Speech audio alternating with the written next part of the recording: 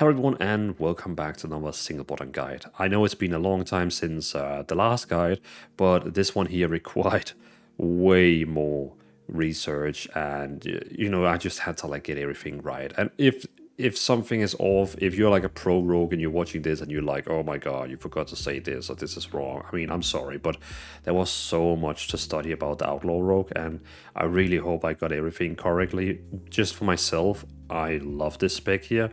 I normally never wanted to ever touch this spec here, but with this single button assistant, this build I have made, the talents, the rotation, I love everything about it. I wouldn't be surprised if I actually end up playing this in the next expansion because this is freaking fun.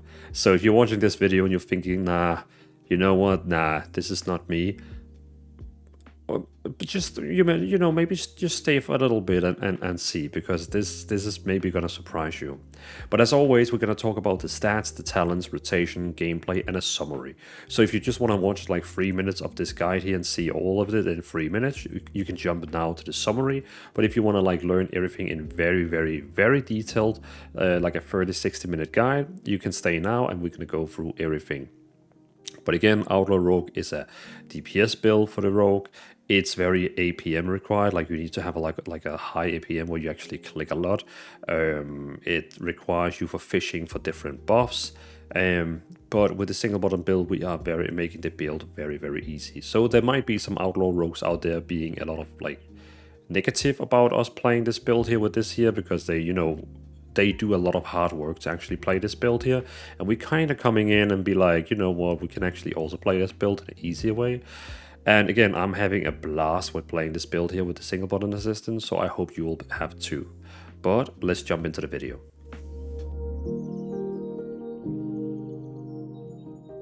So as always, we are starting with the stats. As you can see right now for the stats, we are first of all going for agility. What I mean by that is, of course, the gear we're going to have is having agility. We all know that. But what I mean by that is that I prefer going with the highest eye level. That means if you get a veteran item, like, like a veteran shoulders, it could be like the hands I have here, which is well, not the hands actually here, the trinket here, for example, here. It's a veteran trinket. The only time I would ever replace it is if it actually has, if it's the same veteran, like, you can see it has an upgrade level.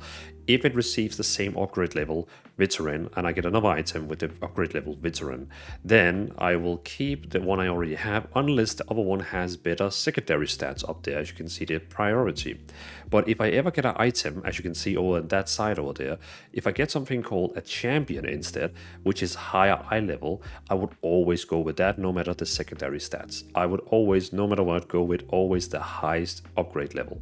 These upgrade levels drops from different content. So for example, you have champion items that drop from normal raid, veteran is from raid finder raid, and so on. Like the harder the content is, the higher the upgrade level is going to be on the item.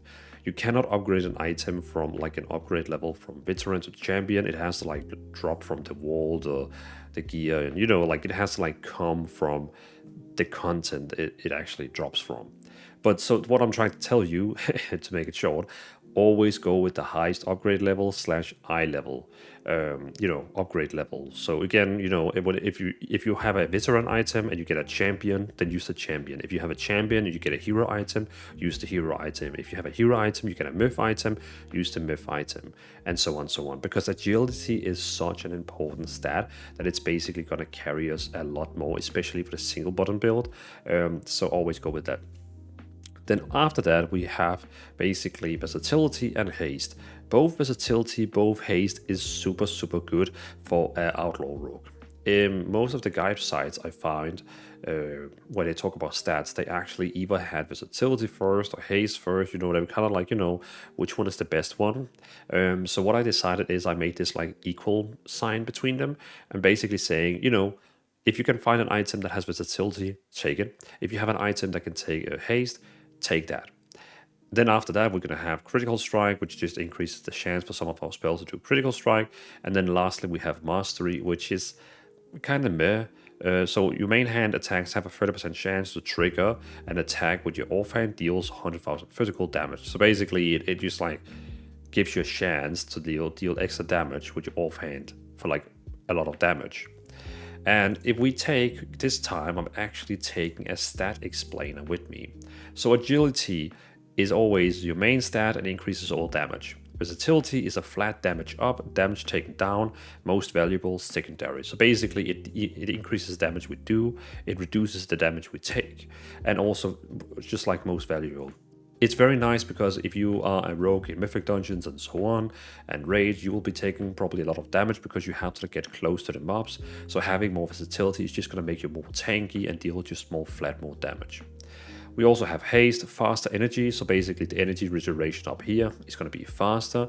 Global cooldown is going to be slower, and because we're playing with a single button assistant, as you can see here, it says the global cooldown of abilities used through the single button assistant is increased by 25%. So that basically means that our global cooldown, every time you use a spell that is effect, like you can see here, when I use the spell here, a lot of my spells like turns around. Default, that is 1.5 seconds. But with more haste, we can actually get it even further down. But when you're using the single button assistant for spells like this here, you can see that it's slower turning around, but that's because it goes from 1.5 seconds to 1.8 seconds. But the more haste we have, we can actually get it even further down. The general thumb rule here would be trying to get something like 30% haste, and try to get also like 30% haste, 30% versatility, something like try and get like a good 30% of in both of them. But again, don't think too much about the percentage. Just try to get versatility and haste on all your gear. Then and all, yeah, that's basically covering it. Critical strike, more crits, which is good. Less consistent for SBA timing. So yeah, it has a chance to give us more crits. So when every time you attack, you have a chance to like do some kind of like 100% 50 or 150% more damage or 200% more damage from crits. Like when you attack, sometimes the numbers gets big.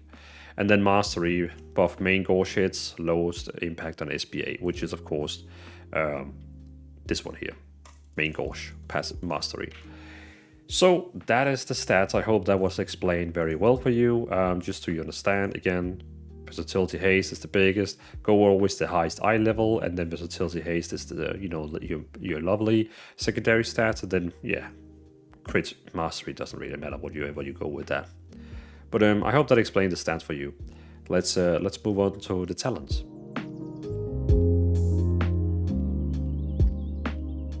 So for the talents, I have decided to go with Trickster. Trickster is definitely the best build for doing delves, dungeons, open world, questing, anything except of raids. The most popular Outlaw raid build is using the one here called Fatebound, but I don't really like the Fatebound build, and I saw there is also a solid raid build, which is using Trickster, and the only biggest difference between these two builds here in the right side is that the dungeon build likes to use Sleight of Hand, which gives you roll and bones, has a 20% chance to give you a granting additional matches.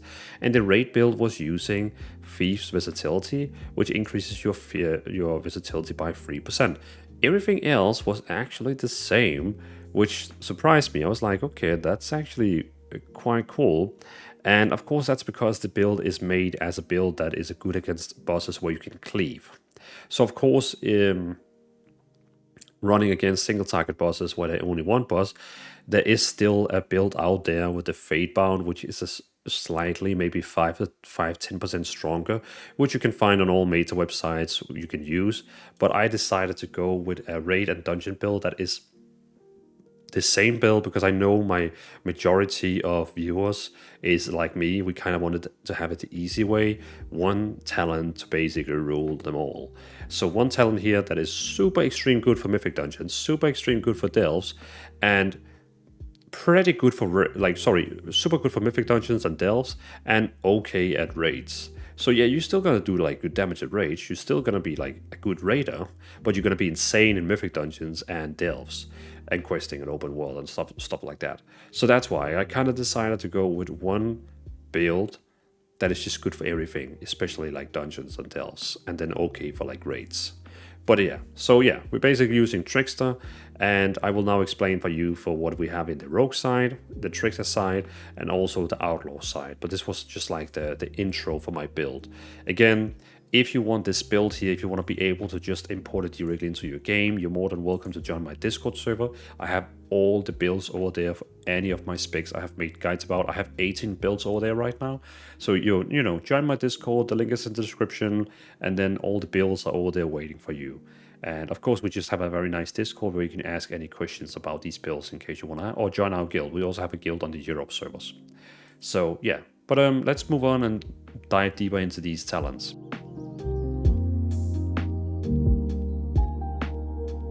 Alright, so let's start talking about the left side of the talent tree, which is the rogue tree. First of all, we have Cloak of Shadow, which is basically like a bubble. You know, it's kind of like it's a magic bubble. So like the Paladin bubble, but at this time here, it's only gonna like prevent magic spells to attack you. So for 5 seconds, no magic can touch you. We also have Blind, where you could use Blind on an enemy, and what it basically would do is make them run around in a circle for 1 minute. But in our case, it's actually only 18 seconds because we have this one here called Airborne Irritant. Blind has a 47% reduced cooldown, so a cooldown only on 1.1 minute, but also the duration is reduced by 70. And you're going to be like, okay, why is that worth? Because now it also applies to all nearby enemies. So if you're using Blind on like one enemy that is standing very close to others, they will all get blinded. This is insane in Dungeon and Delves. Imagine you have like 5 mobs, they all stand close, they're about to cast a very nasty spell on you. You use Blind on them and they all get interrupted. Super, super nice, like way you can interrupt all of them in like every minute you can interrupt all the mobs in one go. So very, very nice. We also have Evasion, which basically gives you 100% dodge. So when you actually pop up Evasion, I mean, no one can really give you like any physical damage because you're basically having 100% dodge. So you're going to be dodging all like melee attacks. So if like a boss is attacking you, some trash mobs the tank hasn't taken off you, it's a great way of like, you know what, you're not going to be able to attack me for the next 10 seconds. But spells will still attack you. Then we have Thrill Seeking. Basically, it gives you a grappling hook, which is the spell here, 1 additional charge. So now instead of only having 1 charge, it has 2 charges, which is pretty cool. We also have Master Poisoner, which is increasing our non-damaging poisons by 20. So for example, we have a Tropic Leaf and a Tropic Poison, which is reducing how much damage the mobs they do, which is now reducing by 3.6, which of course is affected by this one here by better. Most players, they play with elusiveness, especially when they do dungeons and raids. So basically, when you're using evasion, you would also reduce 20% of damage taken, and also feint, instead of only reducing 40% damage from AoE, it also now reduces 20% from non-AoE. It's a spell that basically requires us to use more spells like using feint in our rotation. And since we're using the single button assistant, and I know most people is like me who watches these videos, which kind of like a casual gameplay style, easier time, I have decided not to go with elusiveness and go with cheat death. So basically, fatal attacks, basic attacks that's about to kill you, instead reduces you to 7% of your maximum health for 3 seconds. Afterward, you take 85% reduced damage. So, which means instead of you actually died, you would go back to 7% health, and now you're gonna take only 85% reduced damage, which is pretty nice. It has a very long cooldown on 6 minutes, but it's basically like, oh, I was actually supposed to die here, but you didn't die because you had cheat death. And it just works so much better with the entire like single button assistant build. It just makes it so much more smooth, and you don't have to use this dumb ability feint that costs energy. And you know what, like it just makes it just so much better in my world.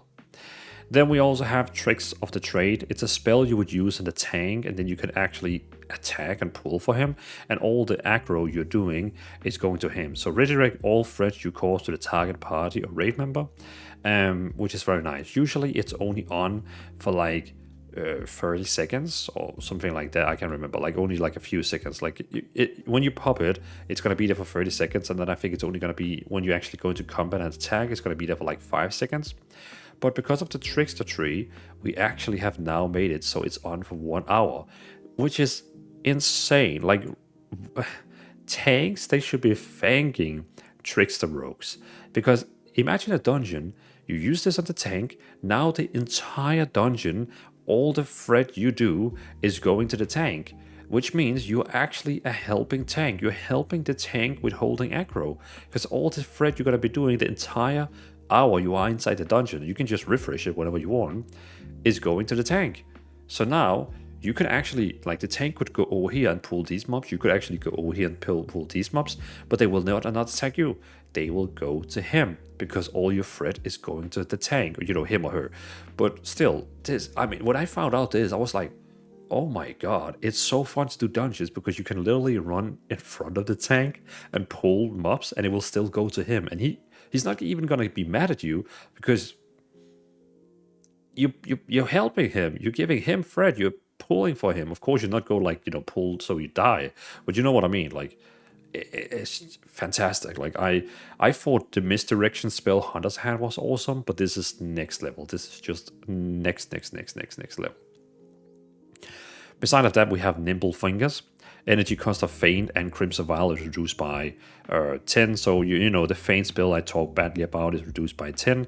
But most importantly, our self-healing spell, Crimson Vial, only costs 10 energy now, which is where you're drinking a potion and you're basically healing 25% of your HP over 4 seconds. So, yeah, heal you for 25 of your maximum health over 4 seconds, which I love. Like, you can use it every 30 seconds and it's healing you 25% of your HP, which is insane. So just like a quick self-heal. And now it costs almost nothing, which is even better. We also have reduced the cooldown of a sprint by 60 seconds, which is very nice. While stealth or shadow dance is active, you move 20% faster, which is quite nice. So now you even move like faster when you're in stealth, which I like. It's quite nice that we can like move fast in stealth. It's very nice. We also have fleet-footed. Movement speed is increased by 15, so now we actually just passively always move like faster, 15%. Nice. Increase the healing you receive from Crimson Vial and healing potions and health stones by 25%.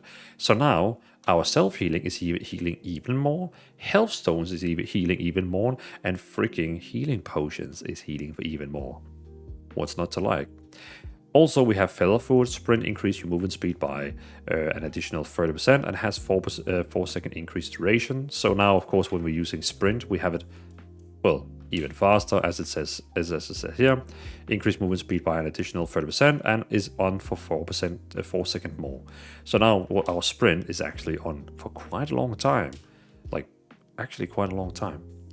Beside of that, we have Rush Setup. The energy cost of Kidney Shot, Cheap Shot, Sap, and Distract are reduced by 20%. Very, very nice. We also have Atrophic Poison. Very nice poison. As I just talked about before, it basically reduces the damage the mobs they do by 3.6%. So you're gonna, I mean, some people is like, what is the rogue coming with? What is he giving to this group? Why is he even here? Well, he makes all the mobs, all the bosses deal 3.6 damage less when he actually has Atrophic Poison. So quite nice. We also have Deadened Nerves. Physical damage reduced by 5%. So yeah, 5% less damage from physical attacks. Feint has an additional charge. I mean, we didn't really need this one here, but it's fine. Like, it's fine. We could also have taken like this one here, but it's not really better. So we just go with one additional Feint. We also have this one here, Deadly Precision. Increase the critical strike chance of your attacks to generate combo points by 5%. What's not to like? Then we also have Acropic Strikes. Your auto attacks increase auto attacks damage. So auto attacks increase auto attacks damage. And movement speed by 1% for 3 seconds, stacking up to 10%. So yeah, basically, whenever you auto attack, it just increases, which is very nice. We also have Tide Spender. Energy cost of finishing moves reduced by 6%. Very nice. And we also have Recuperator. Slice and Dice heal you up to 1% of your maximum health per 3 seconds. So now, whenever you have Slice and Dice active, which is it's a spender ability, we always have on us. You don't have to use. I will get back to that in a rotation. So we never going to be actively casting Slice and Dice, because we have this one here called Cut to the Chase. This patch, which is the spell here, this patch here, This patch grants 3 seconds of slice and dice per combo point spent. So when you have, you can see here we have 1, 2, 3, 4, 5, 6, 7 combo points. When we have, for example, all 7 combo points that we use this patch, you're basically getting 3 seconds of slice and dice for each of the combo points, which is very nice. So that's why slice and dice is not inside the single button rotation. I think a lot of people is like, why is it not inside the single button rotation? So I have actually to use it outside of it? No, because we have cut to the chase. So cut to the chase is actually just using it. So you never have to use it and it like this was one of the old things like playing Rogue. I hated to use slice and dice. It felt so, I mean, it's a nice buff, but it felt so like, I have to use combo points on it.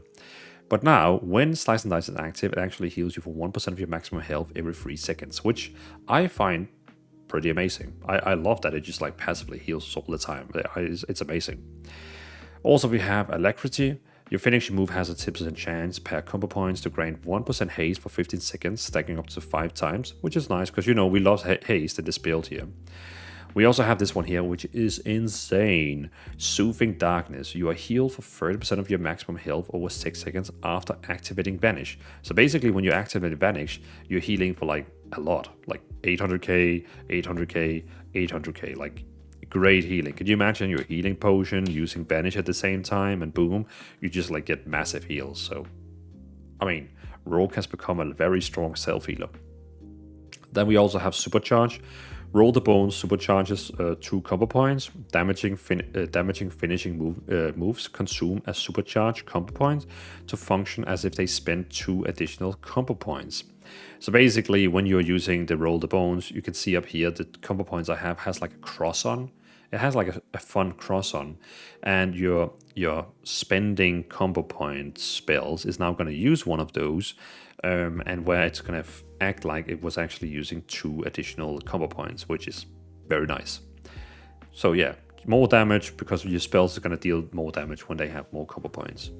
We also have this one here, which is quite nice. Abilities requiring stealth can be used for 6 seconds after stealth breaks. Combat benefits requiring stealth persist for an additional 6 seconds stealth breaks. So you might be asking, why is this important? I mean, why is this like very important?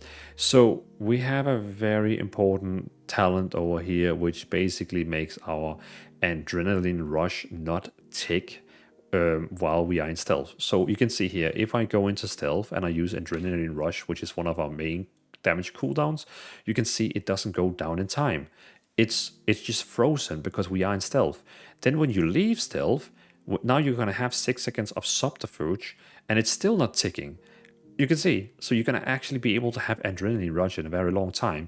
So you're actually using Vanish at the same time you're damaging, because then every time you use Vanish, you get 6 seconds more of the adrenaline rush, because you're going to have this actively buff on, which is insane. Like, you know, this is so cool. So that's why we have this one here, where for 6 seconds after breaking stealth, we are technically stealth in a kinda stealth mode, and we also have an additional charge of stealth because we want to be able to use twice stealth in combat to get even more adrenaline rush. So you can, instead of having only 20 seconds adrenaline rush, you actually have 32 seconds when you're actually using Vanish together with it, which is amazing. I find that amazing.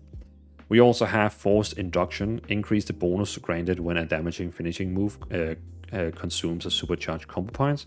So yeah, increase the bonus granted when a damaging finishing move consumes a supercharged combo points by 1. So when I read this, what I understand is that before it was like, you know, giving like as a additional combo points we're getting from a supercharge, but now increase the bonus granted when a damaging finishing move consumes a supercharge. So basically, it gets like additional combo points.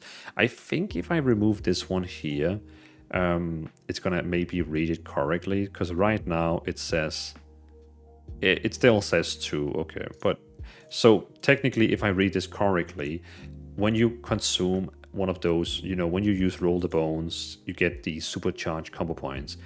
This one here makes it that it will use 2 additional combo points, but this one here should now do it so it consumes an additional combo points, which should then, instead of only count as 2 additional combo points, it should now count as 3 additional combo points. That's at least how I understand it. So yeah, Supercharged combo points is pretty nice. So that's the default tree here, but I still felt like it was important to read this up for you because we have some really needy things in here. For example, Vanish is healing you. We have this stealth trick here where we can have Adrenaline Rush to be even longer time on it. You know, all these very, very nice small tricks. So, yeah. But let's move on to the Trickster tree in the middle here and talk about that.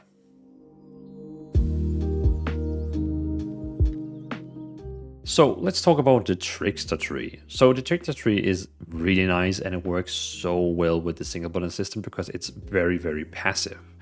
So for example, you have Unseen Blade. So whenever you use Sinister Strike and Ambush, you will also deal damage with an Unseen Blade, dealing 350k additional damage. And also the target gets phased. And what is phased, you might be asking? The enemy takes 5% more damage from you and cannot parry your attacks. So basically we're disabling them for parrying for 10 seconds. And also they take 5% more damage from us. And whenever we're using Ambush or Sinister Strike, it actually deals 350k additional damage, which is insane. So here, for example, if you see a test, we're gonna find a mob here. The closest mob is this one here. Now I'm gonna use Ambush, and if we go into the damage log here, we can see Unseen Blade 322k, Ambush 167. So basically, this of course worked, and it worked very, very well. But yeah, but of course it can only happen every 20 seconds. So every time you're gonna open up, it's gonna attack. Your ambush is gonna do double damage with this one here. Or after 20 seconds, your Sinister Strike is also gonna do this here. Or of course, if you vanish, as you're supposed to do for dealing more damage, I'll get back to that on rotation. It of course also deals the double damage, which is super, super, super cool. Let's start with the left side here, because that's the one I find most fun. We also have attacks that generate combo points, deal 50% increased critical strike damage to phased targets. So basically, if I'm attacking a phased target from this one here, they now also take 50% increased critical strike damage. So not critical strike rating, where you're actually critting more on them, but damage. So if you actually crit, you will crit for 50% additional damage on top of, like the crit damage itself is going to be increased by 50% damage when they have phased on from Unseen Blade. We also have this one here, So Tricky. It's so goddamn amazing. So, you know, you have this spell here called Tricks of Trade. This one here, Tricks of the Trade. When you use it on a tank and you go into combat and attack something, then the next 5-6 seconds, every threat or every mob you attack is going to attack the tank. Very, very nice. But with this talent here, instead of only being on you and the tank for 5 seconds, it's going to be for a freaking 1 hour. 1 hour, 60 minutes. That's insane. So the entire dungeon, the entire raid, you're going to have this up running 100%. And the tanks are not thanking us enough as like a trickster player. Because we're basically making sure we're helping them holding aggro. And I don't even think many tanks notice that it's just on 100%. So I just love it because you can pop it on the tank, and if some mobs they start attacking the healer, you could technically go to the healer and attack the mobs, and now they're gonna attack the tank. Or if the tank he has problems like, you know, attacking a big group of mobs and kind of like trying to get them all attack him, your damage is helping as well. You can even run in front of him and pull for him because the mobs are even gonna still attacking. Maybe don't do that, but you know what I mean.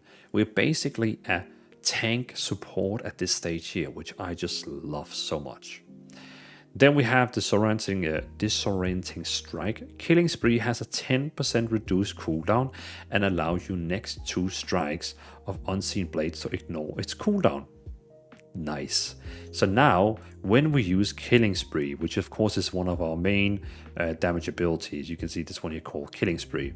When we actually use Killing Spree, which is automatically being used from the single buttoner system, it will now, of course, it has a 10% reduced cooldown, but now the next 2 Unseen Blades ignores the 20-second cooldown and they will just be used straight ahead. So of course, you could do some really like nasty damage if you're using Killing Spree, going into Vanish, and now you're using 2 ambushes, because then you're going to be using 2 Unseen Blades. Insane, right? I know. Then we have Coup de Grace. Coup de Grace. After 4 strikes with Unseen Blade, your next dispatch will be performed as a group de grace. Coup de Grace, functioning as if it had consumed 5 additional combo points. If the primary target is phased, gain 5 stacks of Flawless Form. We're going to come back to Flawless Form because that is this one up here. We're going to come back to that, what that is actually. But still, so now you can see my dispatch is actually a Coup de Grace because we just triggered, I just triggered while recording this 4 of them. So now it's going to deal way more damage because it's going to like think it has 5 additional combo points, which means it's going to deal a lot of damage. But it also gives us 5 stacks of Flawless Form. So what is that?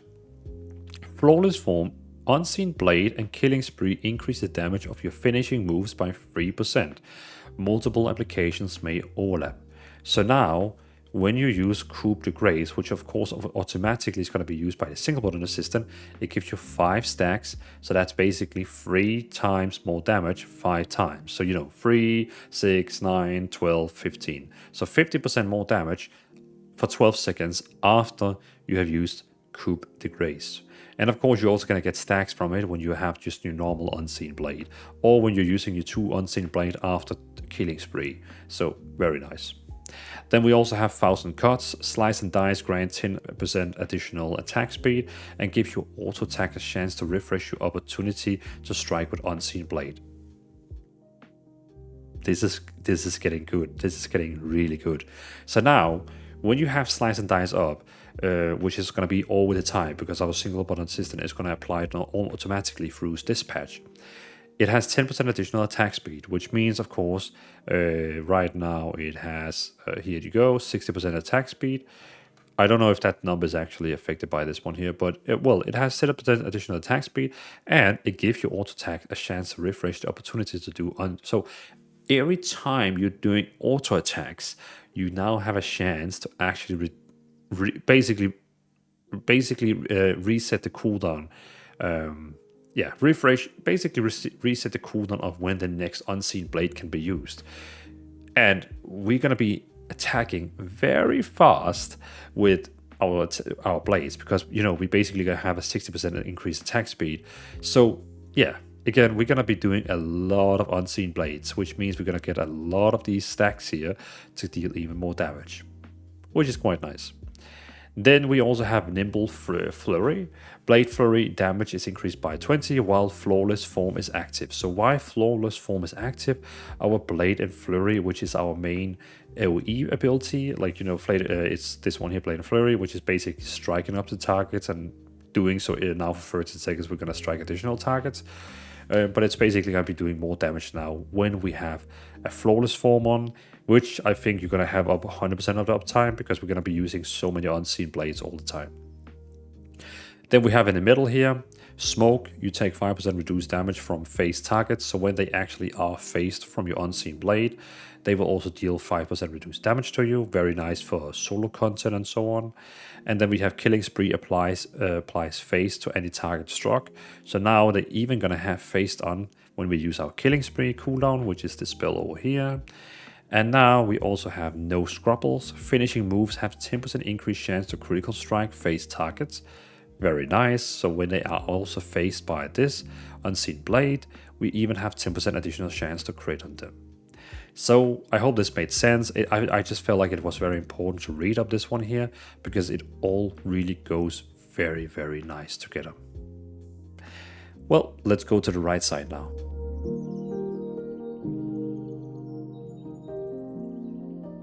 Then of course we have the Outlaw page over here, the right side here, where the first one we have is Opportunity.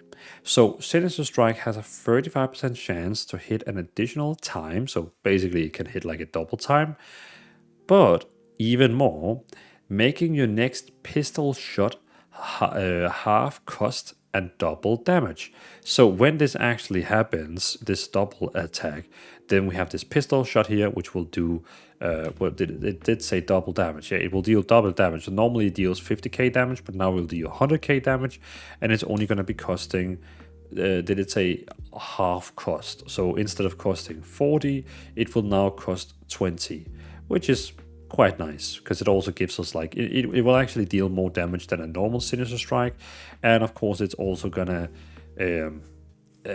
it will also cost less, since it will cost way less, which is quite nice.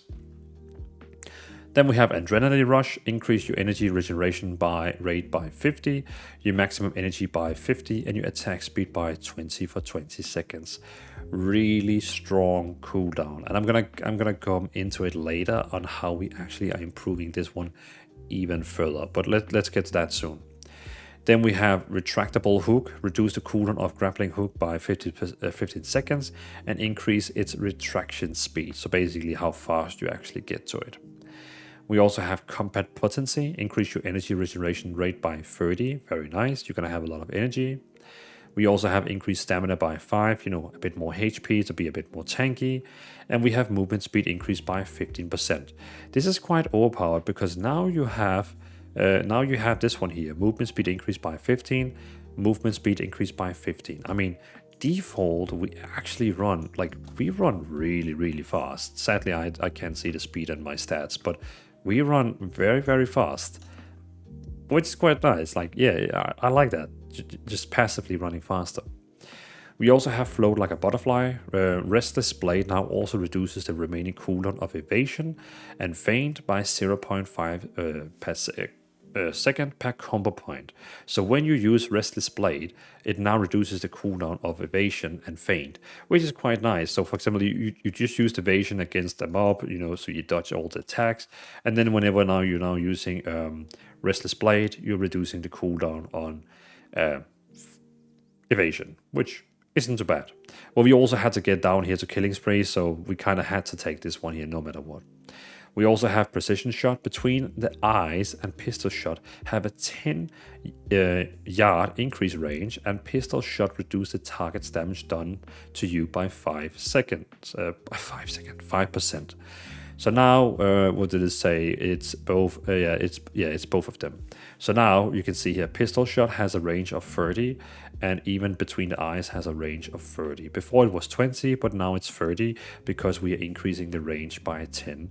And now, of course, Pistol Shot is also reducing the damage they deal to us, only us, for 6 seconds, which is quite nice. Then we have gain 1 additional max combo points. So now you have like 1 more combo points up here. Your finishing move consumes more than your finishing moves that consumes more than 5 combo points have increased effect, and your finishing move deal 5% increased damage. So yeah, basically if you use more than 5, you can see here, well, oops, don't reset the talents. But you can, for example, see here that now when it actually goes beyond 5, it deals even more damage. It will be on for even longer time. So just basically making it even better. So yeah. Then we have Killing Spree, one of our very strong cooldowns. It basically uses combo points. It makes you turn around and striking random enemies within 8 yards for physical damage, and number of strikes increased per combo points. So you can see, the more combo points we have, the more damage we do over the more seconds.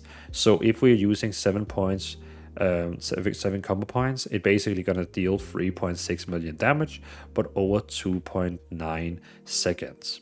And of course, this can be increased by even further by having a supercharge on, which we talked about over here, since it can make it use even more combo points. Then we also have Fatal Flourish. Your offhand attack have a 50% chance to generate 10 energy, which is quite nice. I mean, like now then, every time you attack with your offhand, there's a 50% chance that you get free energy. What's not to like? We also have Quick Draw. Half cost use of Pistol Shot granted by Sinister Strike now generate 1 additional combo points and deal 20% additional damage. This one here might confuse some people, because this one up here, Opportunity, had a 30% chance to, make your Pistol Shot, make so Sinister Strike attack one more time, and then your Pistol Shot only cost half the price and also deal double the damage. Now, when that actually happens, it also gonna increase the, the combo points. Normally, it only gave us 1 combo points, I believe. I wonder if it actually gave any combo points to start with. Let me just test something quickly, because I'm just going to remove it up here just to make sure. Without this one here, okay, it still gives 1 combo point, it says. I was just making sure that it wasn't like that on default. But now what it says, it's actually now giving us an additional combo points. So when this effect happens, of course it wouldn't show it because it only has a chance. When this effect happens, it will now give us 2 combo points instead, and it will deal 20% additional combat damage. 20% additional damage, my bad. Very nice, I hope that made sense. Then we also have Deft Maneuvers. Blade Flurry initial damage is increased by 100 and it generates 1 combo points per target struck. So the initial damage, what they mean is like, you know, the damage that comes out of the spell, that 200k physical damage that comes out when you actually use the spell is increased by 100% damage. Because you can see if we remove it, I hope the tooltips is actually working, but when we remove the talent here, you'll see here now that it deals only 100k damage. Very nice. But now we're gonna pick that one back, so it deals 200k damage. I hope that was the right one I switched back. Then we also have Ruthlessness. Your finishing move has a 20% chance per combo point spent to grant a combo point. So when you actually use your finishing moves, which is the spells that actually cost combo points, it has a 20% chance per combo point spent to grant a combo point. So of course, the more combo points you have, the bigger chance you're gonna have to get additional combo points back, etc. Then we also have Loaded Dice. Activating Adrenaline Rush causes your next roll the bones to grant at least 2 matches. So the thing is, when you actually use roll the bones, there is a chance for you to get 1, 2, 3, 4 buffs. And this case here, you can see I got 2 buffs, which of course is very nice. That's kind of like, you know, it's kind of like a little bit gambling, fishing build, because every time you use roll the bones, you kind of have to be lucky which buffs you get. I even have like the mesa here for what rolls you need, but I'm gonna go back to that in the rotation. But basically, yeah. So this one here makes that, because sometimes when you use roll, it only gives you 1 buff, which is very nice. Like, not nice, sorry. It's very bad. It's like, oh. So when you actually use Adrenaline Rush now, it will always, no matter what, give you 2 rolls. And then, of course, it has a bigger chance to give you even more rolls, which is very nice. Then we have Sleight of Hand, which is very nice because now when you use Roll the Bones, it has a 20% increased chance of granting additionally matches. So even more buffs is actually able to come now. There's a 20% chance that there's going to be even more buffs at the same time when using this one here. Still, I'm very skeptical because some people prefer this one here, which is just always giving you 3% more versatility, which means you're going to be doing 3% more damage all the time, and you're going to be taking 3% less damage all the time. So what is most worth, having a random proc that can sometimes do good for you, or having just passively always 3% more damage? This one here, you who is watching this video right now, I will leave you to decide on which one you want to do. So remember this, you can either go with Sleight of the Hand, which is going to make your roll have an even bigger chance to give you more rolls. Now you see, I only got 1 roll, so basically this one here was wasted. It didn't give me additional rolls, so totally wasted. But sometimes it gives you like 4 rolls, which is like, wow. And then with this one here, you wouldn't get those 4 rolls. So it's kind of like a gambling going with it, but I kind of like it at the same time. Of course, it's also nice to get free versatility, but yeah, it's up to you which one you're going to go with the gambling one, or you want to go with the one that just passively always gives you 3% more damage. Then we have Improved Between the Eyes. Critical strike with Between the Eyes deal 4 times normal damage. Pretty insane. So Between the Eyes normally deals, like you can see, 7 points. It deals 262k damage. But now, if it actually does, it says critical strike, right? Yeah, critical strikes with Between the Eyes deals 4 times the normal damage. So that means normally it deals 262 damage. If it critical strikes, it's actually going to deal 1 million damage when you have 7 combo points, which is quite amazing because you can see this patch only deals 300k damage as well. Killing Spree is 3.6 million, but I mean, it's a 2.7 minute cooldown. So still, this can make a really nice between the damage, between the eyes damage, if it actually do critical strike. And then of course you can say, should I then get more critical strike? No, I wouldn't say no. Then we also have triple threat. Sinister Strike has a 50% chance to strike with both weapons after it strikes an additional times. So now, it's quite funny. Now it has 35% chance to hit an additional times. And now Sinister Strike has a 50% chance to strike with both weapons after it strikes an additional time. So now you have 35% chance to do one more attack. And now if that 35% chance happens, it even has a 50% chance now to do an even attack again with both weapons. Yeah, so like double. Then we have improved Adrenaline Rush. Generate full combo points when you gain Adrenaline Rush and full energy when it ends. So basically, when you actually use Adrenaline Rush, you can see I get full combo points, which of course is very nice. And when it actually ends, I'm going to get full energy back. So yeah, very nice. And also that's one of the reasons why I really like to open up with Adrenaline Rush, because it just gives us like full combo points to like do some really nasty damage. Yeah.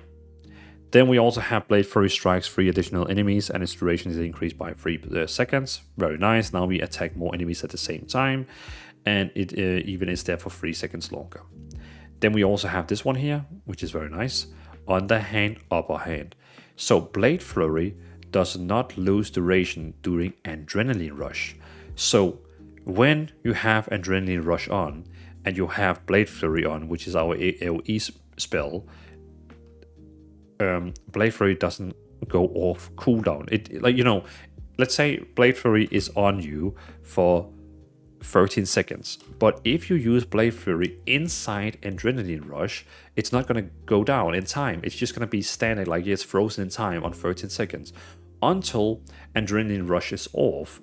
Then it starts ticking. So basically, if you used Adrenaline Rush and Blade Flurry at the same time, again, it's inside a single button rotation, so you don't have to think about that. It will technically be there for 36 seconds. 36, yeah, because it's 13 seconds plus Adrenaline Rush, which is 20 seconds. So it's quite nice. But it also does, so Adrenaline Rush does not lose duration while stealthed. This is insanely cool, because now when you are in stealth and you use Adrenaline Rush, it actually doesn't tick down, which gives you an even easier window to do a burst. Because now when you are now you go, like before the tank is about to pull them up, you go into stealth, you use Adrenaline Rush, and you don't even have to worry about, you know, getting into combat very fast, because Adrenaline Rush is first going to be ticking when you actually attack. But of course, normally you would use it like 3 seconds before he pulls, but yeah, just saying it, it's very nice. Which is also why you have Subterfuge and you have Vanish, because when you are using Vanish, when you get out of stealth, so when you get out of stealth, you have 6 seconds of Subterfuge, which means for 6 seconds, you are not using the time on Adrenaline Rush. It will still be frozen in time 6 seconds after stealth has ended. Now you can spam, well, don't spam it, but now you can use Vanish as well, and it will give you 6 seconds more of Adrenaline Rush. And then after that, you vanish again. I will show you exactly how it works when we get to the rotation part of the video. Now we're just going to finish off the talents so we can get to the rotation part and have fun.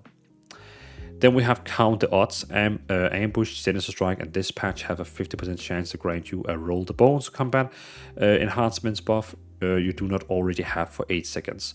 So basically, every time you use Ambush, Sinister Strike, and Dispatch, there's a 50% chance you're getting a roll, those roll buffs. So you can see now when I use the roll, I get them for 30 seconds.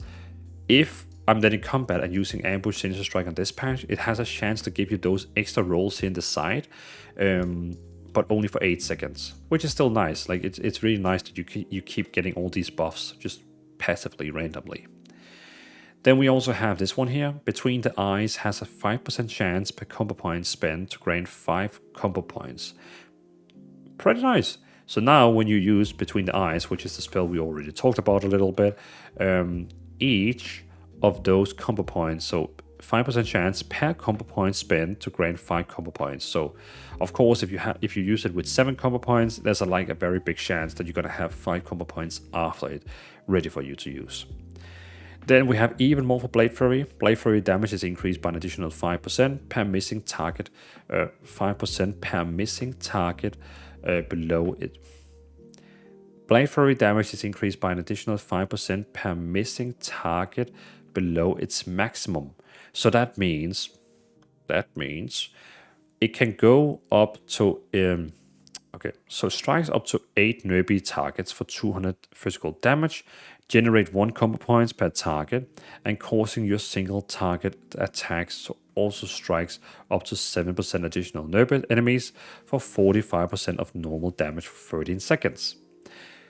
Now what this one here means is that Blade Flurry damage is increased by an additional 5% per missing target below its maximum. So that means when there is 7 targets, it deals 45% damage to all the enemies every time you use attacks. Every time you're using single target attacks. But every time there's less than 7 targets, it increases the damage of that by 5%. So if there's 7, you're gonna deal 45% damage to all of them. If there's 6, you're gonna be doing 50% damage to all of them. If there's 5, 55. It keeps going up 5% every time there's one less target. I had to think about that one or twice, but yeah, that's how it works. Then we have Summarily Dispatch. When you dispatch consume 5 or more combo points, dispatch deals 6% increased damage and costs 5 less energy for 15 seconds. Max 5 stacks, adding a stack does not refresh the duration. So basically, when you're using dispatch with 5 combo points, it deals more damage and costs less energy, and you can have a stack up to 5 times, but it will not refresh the stack. It will basically, each of the stacks will have its own counting down in time, but still pretty nice extra damage. So we also have Fan the Hammer, which I think when a lot of people read this one here, they're probably gonna get super confused. I also had to. I had a very deep conversation with someone about this one here. But basically what happens is, when Sinister Strike strikes an additional time, so when this opportunity up here happens, where it has, Sinister Strike has a 30% chance to strike again, and then you get this thing here called Opportunity, where you half of the pistol shot is costing half and dealing double damage. When this now happens, you gain 1 additional stack of Opportunity, and you can have a max of 6. So that means instead of only getting 1 stack of Opportunity, you now get 2 stacks of Opportunity. Very nice. But why is that a good thing?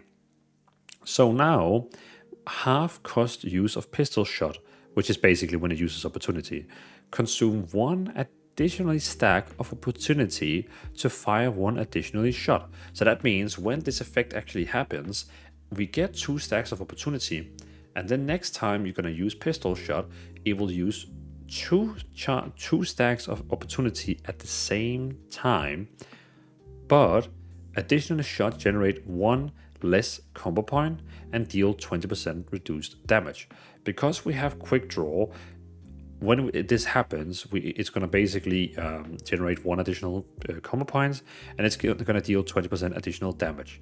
That means this additional shot is actually, instead of giving us 2 combo points, it's going to give us 1, and instead of having that 20% increased damage, it's actually just going to go back to its normal damage. So that means when Opportunity happens, it will give us 2 opportunities now, and also when you then use the pistol shot, it will actually use 2 opportunities at the same time. The first, where it's gonna, in total, it's gonna shoot 2 times when you press then pistol shot, and you're gonna get in total 3 combo points, and you're gonna have 1 shot that deals 20%, just 20% more damage, and then you're gonna have 1 shot that deals the normal damage. So, I mean, it's pretty cool. So now when this actually happens and we shoot with the gun, it's gonna give 2 shots instead of 1 shot, which is nice. Of course, you can argue, should we have taken the next one here? Should we actually have taken 1 more in Fan the Hammer? So it will actually do the double, because then you could get even more stacks and you could use even more stacks at the same time. But we can't really get it, because then we have to say goodbye to something more importantly. You can see we can't even take something from here. And we could technically take this, well, this one here would be the best to take instead, but the problem is then we cannot get down there. And then you literally have to like say goodbye to one of the things down here, which we don't really want to say goodbye to because all these is like so strong. So that's why we only have one in Fan the Hammer.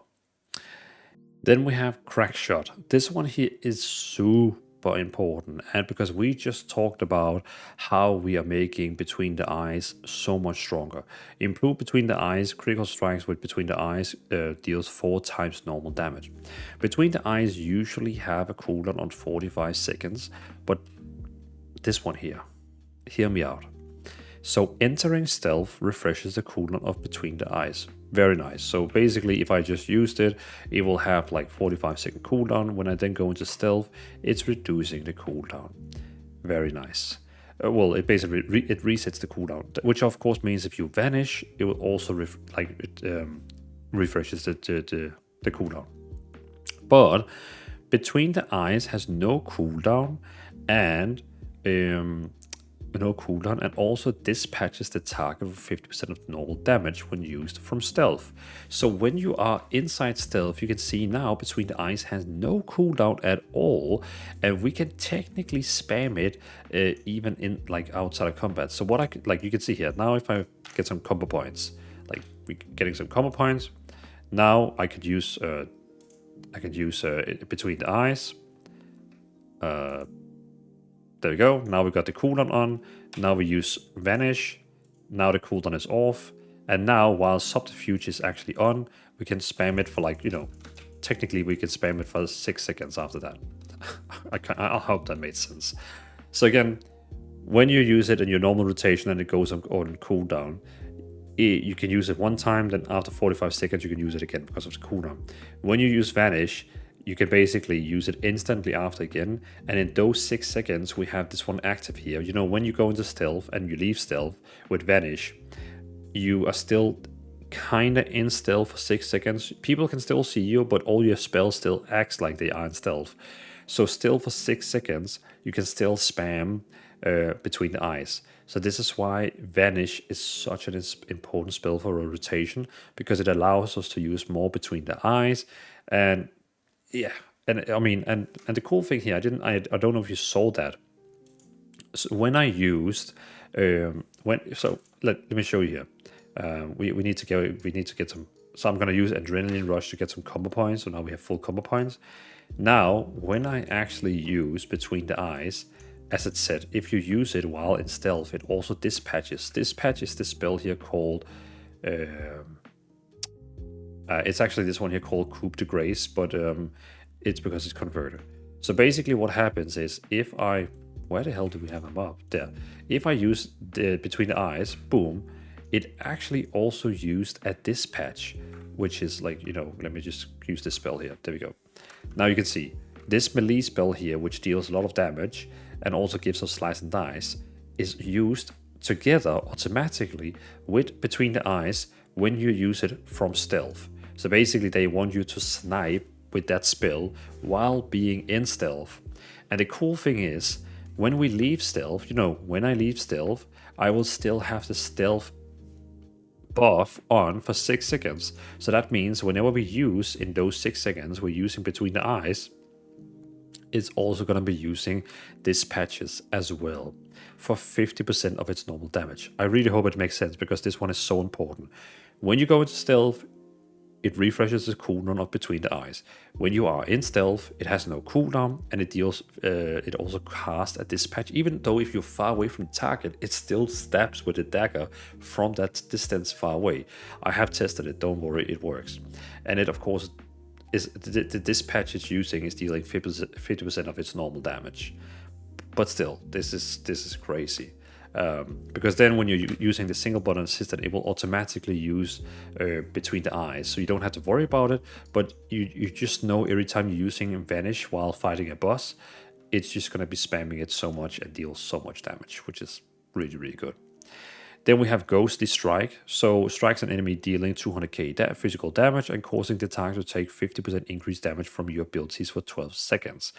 Has a 1.5 minute cooldown and gives you 1 combo points. I purposely avoided talking about keep it rolling because that one is the next one. There is also like an ambush build some people play it with this build here, but the build I am, if people ask you what trickster build are you playing, it's the one called keep it rolling build, because here we have the spell called keep it rolling. So increase the remaining duration of active roll the bones combat enhancement for 30 seconds. So basically, when you use roll the bones, you are fishing for getting the best rolls. When you then use keep it rolling, it adds 30 seconds additionally on top of your bone, like your rolling bones. So now you can see I got one 16-second from the bow spell. I got one from just attacking. If I use now keep it rolling, it would increase the duration on them for 30 seconds. So this is why I'm saying this build is a bit gambling, because when you use roll the bones, you have a chance to get 1 to 4 or 5 buffs. And if you get a really good amount of buffs, like 4 buffs at the same time, that's when you're using keep it rolling. So again, for example, here we can try again. I'm going to go into stealth. I'm going to use keep it rolling. I only got one, but now if I use keep it rolling, it would go from 30 seconds to 60 seconds. So it's definitely best to use when you're kind of saving, because it has a very long cooldown, 6 minutes. So you're saving it for when you have a perfect roll, which is, it's nice. It's kind of like it adds another mechanic to the gameplay, which just makes it a little bit fun, a little bit random. Sometimes you're going to be like overpowered, sometimes not so overpowered. Yeah, that's how it is.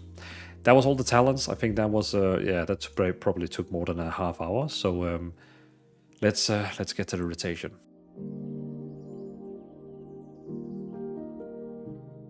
So when we talk about the rotation, first thing is we're using a macro. We're using a macro which we are replacing with the standard single button assistant. So you have the single inside your spellbook, you have the single button assistant up here, which of course if you drag it down, it shows you which spell it's about to use next time. We don't want to use that one because you have a spell called Killing Spree. When you're using Killing Spree, for example, with 7 points, it's going to be for 3 seconds, you're going to be spinning around, kind of like Bladestorm, and shooting out to all the mobs. If you are pressing 1 all the time, you are going to cancel your Killing Spree and you're going to be losing so much damage. We don't want that. So that's why we are using a macro here, which is saying show tooltip, cast no channeling, Killing Spree, single button assistant. So we're saying cast, but don't use it while we're channeling specifically Killing Spree. And then when we're not casting Killing Spree, you should just be using normal single button assistant. And the reason for why we're using, if you watched one of my older guides, we just had no channeling in here without anything. But I actually found out if you have a bad internet connection or a bad PC, it can actually add a lot of like additional input lag to the game. So by adding this spell that we don't want to cut, we are waiting for is going to be channeled, it doesn't give you additional input lag. Because if I removed it, if I technically removed Killing Spree, it would now check every single spell you're casting. It's checking to see if it's a channel spell, which can add more lag to your game. If you have bad internet connection or bad PC. So by doing this, it only checks if it's a channel spell when it's actually Killing Spree. So it's gonna make everything much more smooth on your PC. So that's why we're using this macro here again. We're using this one here. You basically create it here, you drag it down to your action bar here, and now we're using this. And again, the reason for why we're using this one here is to not interrupt when we're using Killing Spree, because Killing Spree is doing massive damage and we don't want to mess with it. Remember, you need to pull this one down both on your normal bar here and when you go into stealth, because stealth has a second, like another bar here. So just importantly, so you put it down on both your normal bar and your second bar. I'm just going to move this one up here. It's an add-on I have installed, which is showing me which spells I'm using. So you as a viewer, you can actually see what's going on. Okay, so the opener. What are you supposed to do in the opener? You always go into stealth. No matter what, you always go into stealth. Before the boss is actually and before the tank is pulling the boss, you're using Adrenaline Rush. The reason for why we're using Adrenaline Rush is because Adrenaline Rush doesn't go down in time when we are inside stealth because of this one here. So now you can see I can just walk around Infinity with Adrenaline Rush on me in Infinity because it doesn't go down while in stealth. We do have to remember we also get loaded dice while we are using using Adrenaline Rush. So what you want to do, like maybe 2, 3, 4 seconds before the tank is pulling, we want to use a Roll the Bones. Because now we have this buff on here, which makes sure that we always get 2 rolls when we roll. So I'm going to be rolling, and I got 2 rolls. I got True Bearing, and I got Broadside. Fine enough. Now we're ready to do damage, and we're going to be bursting by pressing 1. Just 1, 1, 1, 1, 1. And you can see now it's using Killing Spree, and it didn't interrupt it because we're using the macro. Very, very importantly. So that is the opener. Of course, then you have Roll the Bones now, which you can keep using until you get like 2 very good like rolls. You can see here on the right side that I keep getting these rolls. You might be asking, how do I see these rolls? So when you go into options, gameplay enhancement, you can enable this one here called cooldown manager. And then if you want to use the same UI as me, you can basically go to my Discord where I'm going to have the UI link. You basically in the game, you go into here, edit mode, import, and then you put in the code I have, which you can only find on my Discord because it's too long to be in the comment section. But else you can go into edit mode here and find the one here called tracked buffs. I don't use this one here called essential cooldown and utility cooldowns because they give you way too much information, which I don't need. Okay, so now we have to talk about rolling because this is a very fun little mechanic Outlaw Rogues have. So whenever you are going into stealth, whenever you're using Adrenaline Rush, you roll, you can see you get this one here called Loaded Dice. Normally when you roll the bones, which is my number 2 spell, you can get 1, 2, 3, 4, maybe 5. I don't know if you can get 5. At least you can get 1, 2, and 3, and 4 buffs. But now, after using Adrenaline Rush, we will always, because of this talent here called Loaded Twice, this one here, it will always give us at least 2 buffs. So now I'm going to use my Roll the Bones before it goes off in the 40 seconds. Okay, we got 2. We got Ruthless Precision and we got Broadside. Okay, let's look above me. Okay, so Ruthless Precision is a S tier buff. Basically, it gives critical strike chance between the eyes. Critical strike chance of between the eyes is increased by 60, and critical strike chance of all abilities is increased by 15. Why is that good? Because we have this one here. When between the eyes actually does a critical strike, it will deal 4 times the amount of damage, and we can spam it while it's inside stealth and when we're using Vanish. Very important. So that basically means that one is actually an S tier buff. So when you get that buff, we need to keep it. Also, if you get the one called True Bearing, we also need to keep it. So if you get one of each of these 2, try to keep them. And I will explain what I mean with keeping them. Of course, if you get one of the others down here, that's also fine. But the reason why I'm saying keep it is because we have this one here called Keep It Rolling. It basically extends the duration of your buffs you're getting from rolling by 30 seconds. So when you go into stealth and you use Adrenaline Rush and you roll, now you can see I got 5 buffs, which is freaking amazing. You're gonna press Keep It Rolling ASAP, and now you have all your buffs on for 1 minute, and you're gonna be doing insane amount of damage. When this buff goes off called Subterfuge, you're gonna be using Vanish again, because then you're going to be, again, for 6 seconds, you're going to be in stealth again, where it can spam between the eyes. And you're going to be using... there we go. My monitor was asking if it should turn off. So basically now, with 5 buffs here, we're going to be doing insane amount of damage, because you are basically extending it by Keep It Rolling. And with this opener now, we also going to be using Vanish. And I'm really want to try to explain. I'm really trying to explain, because it's such much information. But again, when you're rolling and you get one of the top buffs up here, we are interested in using Keep It Rolling. The best thing, of course, is if we could get 4 buffs. If you get 4 buffs from Roll the Bones, then you use Keep It Rolling ASAP. If you get one of the bad buffs down here, which of course still is good, it's not worth using Keep It Rolling. What most guides I could find says is that whenever you get 4 buffs from Roll the Bones, you always use Keep It Rolling. So of course, when you go into stealth, when you use Adrenaline Rush, you then get this one here, Loaded Dice. Then when you're gonna use Roll the Bones, it will always give you at least 2 rolls. And then depending if they are actually one of the S tier rolls, for example now, okay, we got Ruthless Precision, that's an S tier one. We got Broadside, that's an A tier one. We could technically now use Keep It Rolling because then we still have one S tier buff. Even though a lot of people is saying, if it's a short boss fight, that's fine. Keep it rolling, use it that one, and then, deal a lot of damage to the boss fight that's gonna die very soon. If it's a raid boss, a lot of people, a boss fight that's going to take a lot of time, a lot of people recommend not to use Keep It Rolling, but first till you actually have 4 buffs. Because the thing is, when you are in combat, because we have this one here, every time you use Ambush, Sinister Strike, and Dispatch, there's a 50% chance that we get another buff. Look at this. We just got, it used Roll the Bones for me in the single target rotation. But now you can see we just got these other 2 buffs here. So now technically I could use Keep It Rolling, and even though when they only get applied from this one here, they are only on for 8 seconds.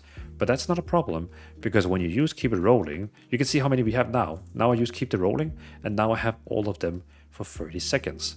So that's kind of like what they recommend. When you start, you always look at that. That's really, really good. When of course you normally start, you go into stealth, you use it. Come on, I'm in combat. Get out of combat.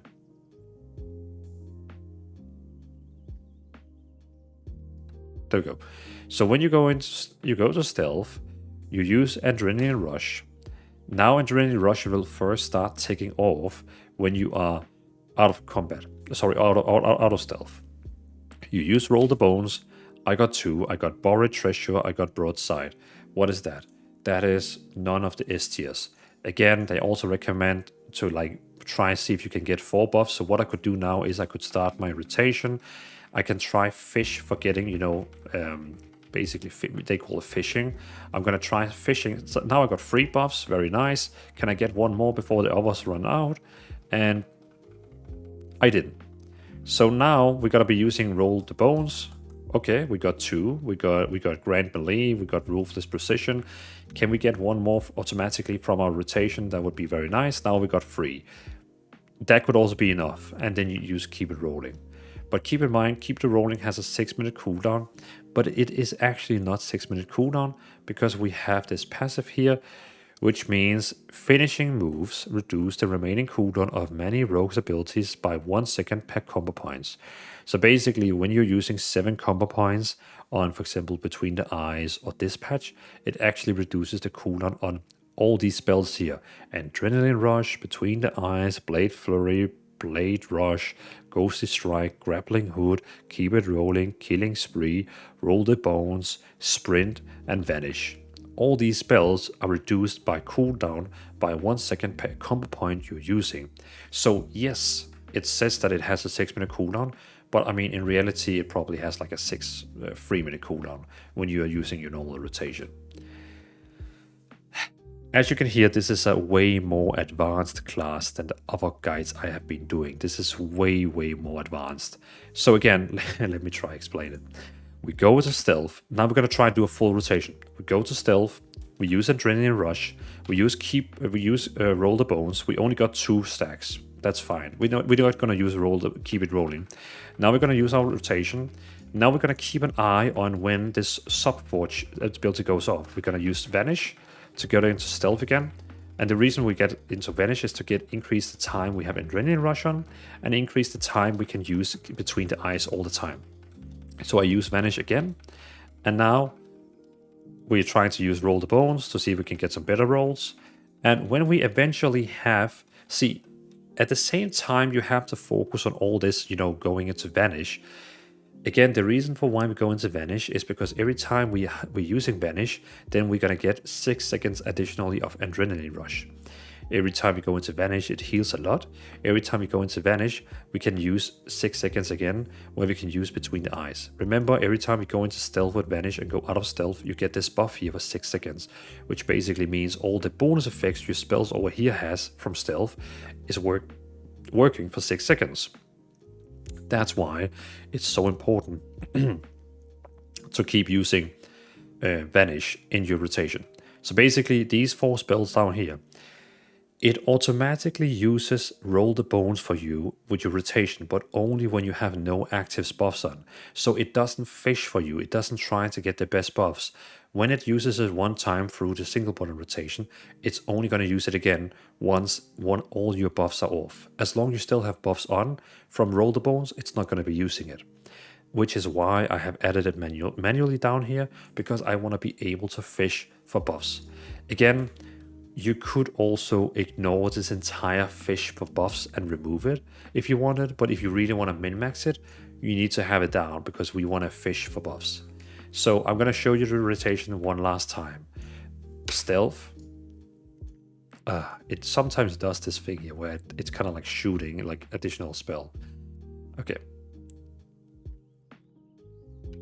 Stealth. There we go. Okay, we are in Stealth now. Adrenaline Rush. Was before the boss is pulling.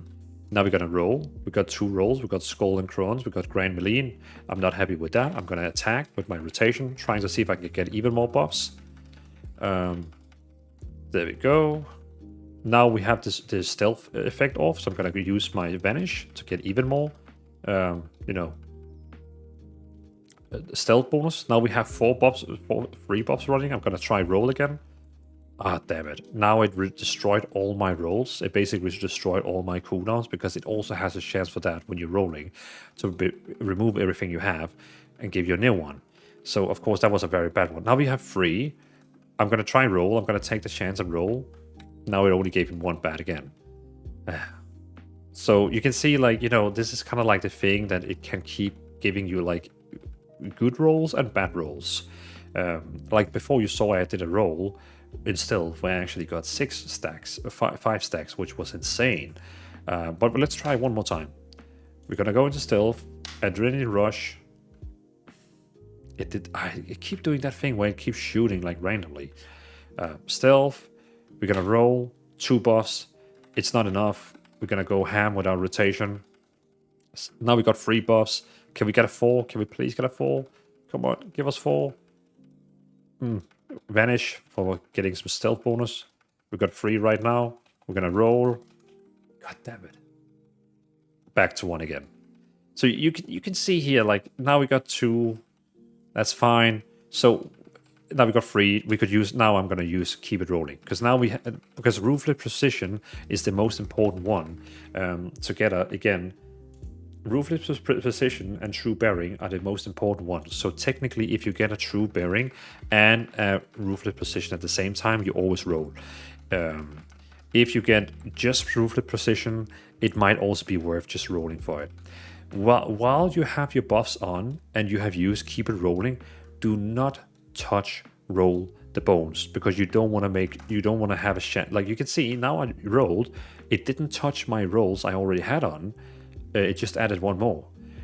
But there is the chance that it can technically remove everything. So imagine you just had 4 rolls, 4 buffs from roll. You use keep it rolling to extend them to 1 minute, all of them. Then you roll 1 more time, and it removes all of them and gives you 1 roll. Like, okay. The pros, they keep liking to keep trying to get better rolls. So they keep using it. But we're not going to do that. We are just going to try to get a perfect roll. Once we have that, we use keep it rolling, and then we keep the buffs as it is. But again, this is only for really want to min-max this build here. This is really only for min-maxing. If you don't want to min-max and you just want to have a good time, don't think about it. Just go to Stealth, just use your Adrenaline Rush, just use roll 1 time, go into combat. Now you have these 2 buffs here. Maybe wait for a 3rd one. Now you have 3. Just use it. Keep it rolling. Use it. Boom. Now you have 3 buffs for 30 plus like almost at 1 minute. Just do it. So that would be like the nice, easy way to do it. You know, stealth, adrenaline rush, roll, and then wait till maybe you have like a third one, a fourth one. Use keep it rolling, and then remember all the times you use vanish. Don't use double vanish because that's not going to do anything good for you. Only use vanish one time. Wait till your buff is gone. You know, the 6 second, you can see here, like when you go into combat, you get this one here called subterfuge. Well, wait till it's gone. Use vanish one more time. Come back to rotation again. Wait, now I can spam this one here between the eyes. Whoosh. I really hope that made sense. It is definitely going to be the most advanced single button assistant video I have ever made. It's going to be the longest video of all of them. It was the one, I mean, I have used so many days researching this build here. It's crazy. But yeah. Before we end the video, or go to the gameplay session, we also have kick, which is a spell you use, for example, when a mob is trying to cast a spell on, when a mob is trying to cast a spell, you're gonna be kicking them. So for example, if this one here was casting a spell, I can use kick to interrupt them. For using stealth, I have another macro. I have this macro here saying cast no stealth. I like to use this one here because then when I use it, I like to have it as well in stealth, because then when I press it, it will not go out of stealth. This macro here only works if I'm outside of stealth, but I can still spam it. And it's very nice to use vanish because, if you, for example, are leaving combat, you still have your stealth abilities, and there would be like a chance that you actually got out of combat and you could stealth again. But it's also just nice to being able to spam stealth without, suddenly using another spell, which is gonna make you go out of combat. So I just like to have this macro here, which is making sure that you don't go out of stealth once you are pressing it. Or, if you don't use it, you have a chance to actually activate and disable stealth, stuff like that. But this is the bar I use both in in stealth and unstealth. Then we have grappling hook, very nice hook that you can use. For example, I can jump from here to over there. Very nice. I don't think many classes can actually do this, but we can. We also have our Crimson Vial, which is healing us for... it says 25% of our maximum health, but we have this talent here, which is basically making it heal for 25% more. So 25% with 25 additional on top. So it's not 50%, but you have to take 25% and then additionally 25% off 25 is getting at it. So yeah, and yeah, it's hard to explain. Then we have evasion. Basically, it's a buff that if you get attacked, it will give you 100% increase, a dodge chance, so you're not gonna get attacked. We also have Cloak of Shadow, which is gonna make you so no spells can attack you for 5 seconds. Or if you have any debuffs on you or stuff like that, it's gonna remove them as well.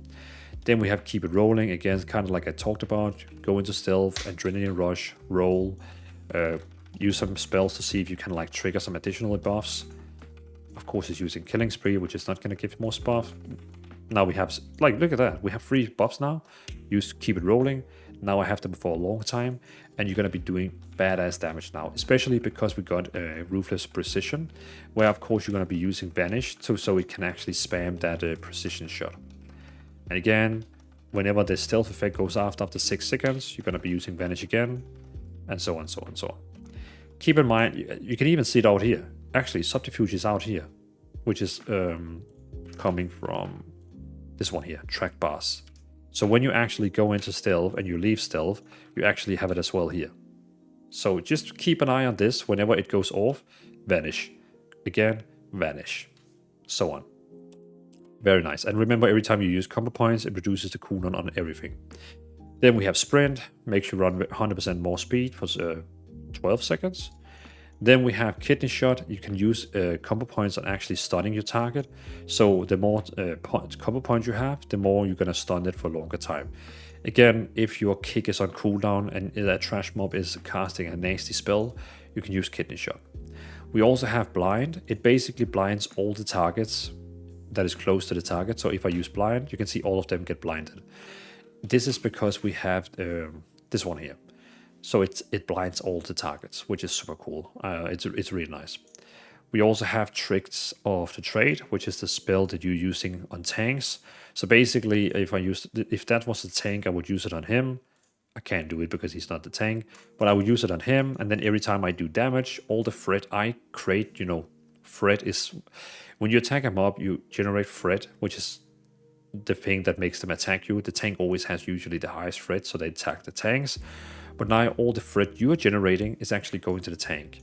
Very useful, and because we have this talent here, it's going to be on them for 1 hour. Very, very useful. Then we have Feint, basically a spell that makes you, for 6 seconds, take 40% less AoE damage.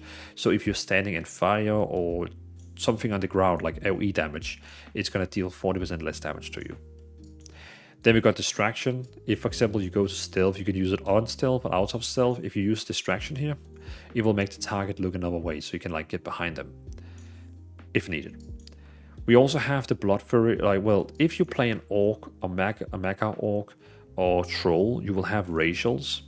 And I'm not usually I would put it into a macro together with our burst. So you can see here we have a macro here saying show tooltip, cast Adrenaline Rush, cast Blood Fury, and use my 2 trinkets. The problem with this is sometimes you maybe want to use Adrenaline Rush a bit before you pull, you go, because you get Adrenaline Rush doesn't go down in time, and you can do a roll to see if you get something good.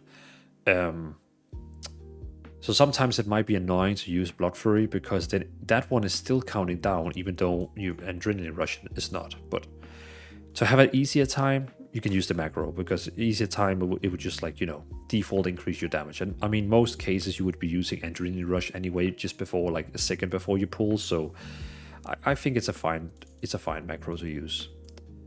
Then we have Zap. If you are in Stealth, you can zap a target so that they cannot, basically they're gonna be stunned or blinded for 1 minute, where they cannot do anything in 1 minute. But if someone attacks them, they get out of it. You also have very nicely Shroud of Concealment, which is making you stealth your entire party. So you can see now everyone is stealthed. Everyone in your party. So if for example you want to skip a trash mob in a mythic dungeon, skip a few trash mobs to get to the bosses faster, you can use this spell here, and then for 15 seconds everyone is in stealth. Very, very nice. Then we also have Pickpocket. Basically you can steal loot from your target if you go steal loot from them, but that only works on trash mobs. Then we have Poison. Don't even think about Poison, because if, for example, I saw a lot of meta players, they also play with this one here called Wound Poison, where Wound Poison can now stack 2 additional times. Basically, it's a poison that deals damage. It deals okay damage, like half the damage of instant poison, and it also reduces the healing they take. The problem is if you use Wound Poison, your single button rotation is forcing you to go back to instant poison, or else it doesn't work. So you cannot use other poison. You are forced to use instant poison, and you're forced to use atrophic poison. You have no choice.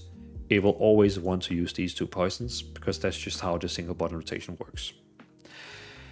Lastly, that was all the spells. I want to talk with you about one more thing. Some people are asking, should I be using 2 swords? Should I be using 2 daggers? What weapon should I be using as an Outlaw Rogue? Always, the main hand always has to be a slow weapon. So that means an axe, sword, or mace. It always has to be a slow weapon. Your offhand doesn't matter. It can be a dagger, sword, mace, axe. Now you might be asking, but if I use a sword in my offhand, it's going to deal more damage. It's going to be slower damage, but it's going to be dealing more damage. Well, okay, so there's some really clever people who did a test. And what they found out by using a sword compared to a dagger in offhand was that the dagger deals 1% more damage than the sword. So what they concluded is the stats are more important. If you have 2 swords with 700 eye level and you have a dagger with 680, you use the 2 swords. If you get another dagger with higher eye level, you use the dagger in offhand. Never in main hand, always only in offhand. So basically, what they found out is that you always just go with the highest eye level. If you have 2 swords with the highest eye level, use 2 swords. If you have 1 sword with the highest eye level and a dagger with the highest eye level, use sword and dagger. Because the dagger is dealing 1% more damage than the sword. So of course, if you get a sword and a dagger with the same eye level, it could be a good thing to go with the dagger. But again, it's more about the stats. You still want to have the good stats, which of course is versatility and haste. So in the end, the stats matter higher than what actually weapon it is. And you might be asking, why is the dagger dealing more damage? Well, the thing is, the sword is dealing slower damage but higher damage. The dagger is dealing faster damage but lower damage, but it also has a higher chance to inflict instant poison all the time, which deals 7,000 damage. So having a dagger gives you bigger chances to deal even more poison damage. You also have spells like this one here, where every time your auto attack attacks, it has a chance to make this unseen blade activate. Then, if you're using a dagger, you have a bigger chance to get that stack. So you can see the sword, of course, is going to give you more damage, raw damage, but the dagger is giving you more poison procs, it's giving you more unseen procs. So in the end, yeah, I mean, again, the calculation they did was like 1% difference. So go with the weapon you have that has highest eye level. It doesn't matter too much. But if you get a dagger with high eye level, only offhand, never main hand. That's for the other builds. So yeah, just wanted to explain that. Now, this is going to be my longest video ever. I hope you appreciate that. Now we're going to go to the gameplay part, and then we have the summarized part.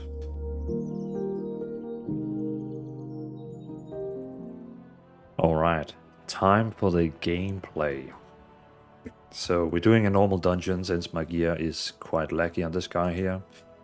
Again, I don't really have too much time to actually gear up my different characters, so yeah, this is what we can do. So what the first thing I'm going to do is I'm going to go into stealth. I'm going to give tricks of trade to the tank, so that all attacks I do is basically, you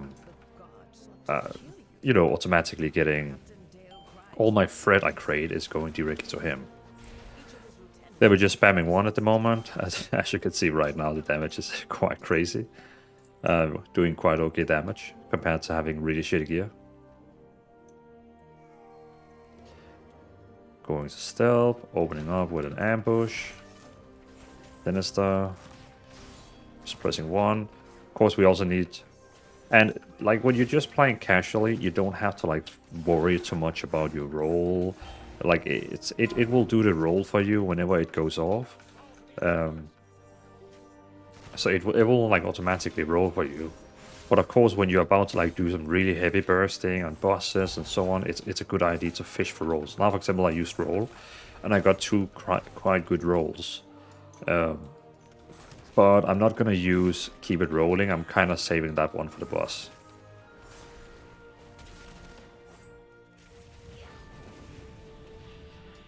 And of course, it used killing spree when the boss was just about to die.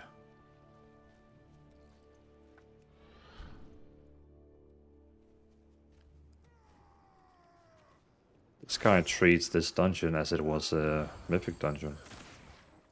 What did the difference do? Well, I'm gonna use a burst now. Burst macro. Then we're gonna use Vanish to keep Adrenaline Rush up a longer time.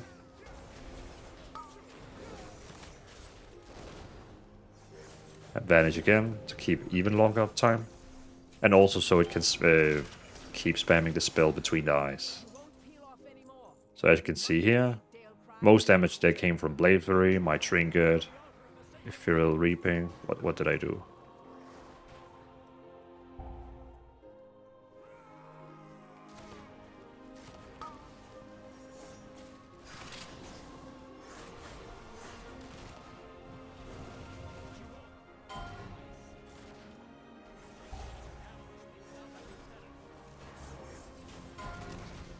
Just pressing 1. We got some okay rolls going, but I'm gonna use roll again. Oh, that's a good one.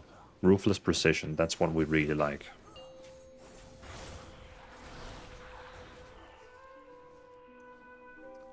Stealth again. Open up an Adrenaline Rush.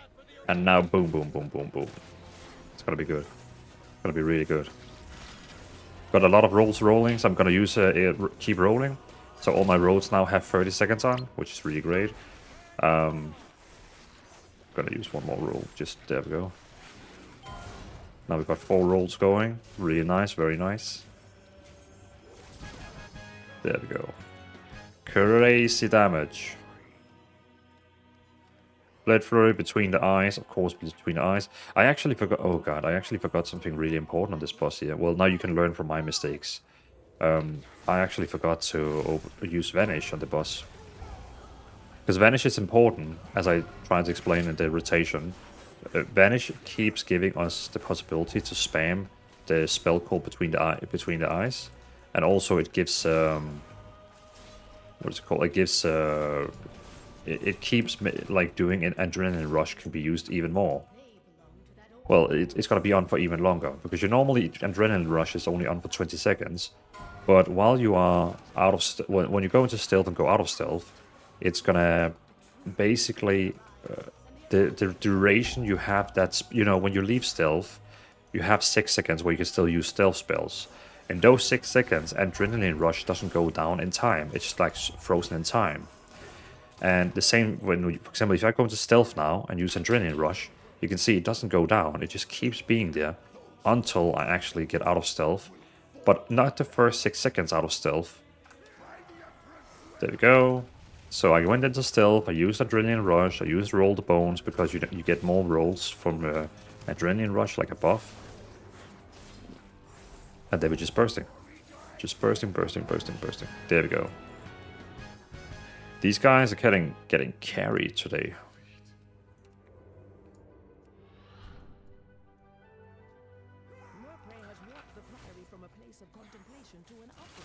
Do a roll.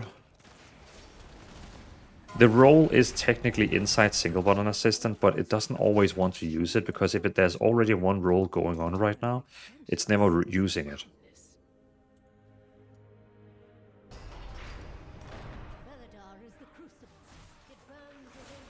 So you can see right now it would never use roll at the moment, so I'm gonna use roll because I want some better buffs. Now we got between the eyes. Well, not ruthless. That's the best one you can get, one of the best ones. So we like that.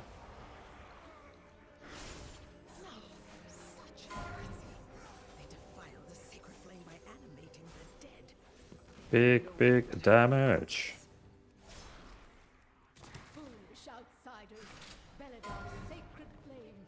Oh, that was a very bad roll. I shouldn't have used my roll there because we're just about to kill a boss now. So I should have saved it for that one. But I mean, roll is already ready because we're using every time you use combo points.